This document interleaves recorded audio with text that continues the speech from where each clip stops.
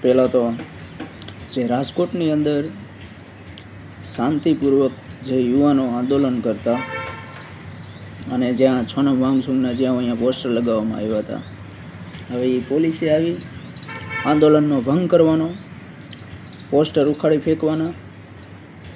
જો આટલું બધું તમને આ સરકારનું દાઝતું હોય તો તમે બધા આ સરકાર હાટું છો કે આ દેશની જનતા માટે છો? બધાને ખબર જ છે કે તમે બધા વેસાઈ ગયેલા છો અને જે પોતાના હક માટે લડે એનું કોઈ નહીં. અવાજ ઉઠાવે એટલે એનો અવાજ બંધ કરી દેવાનો.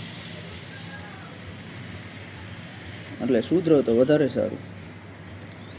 બાકી ક્યાંય તમને જવાબ નહીં મળે ને તો આવનારો સમય તમને જવાબ આપશે, એ ફાઇનલ છે. બાકી તમે સમજો છો. જય ભીમ, જય ભારત.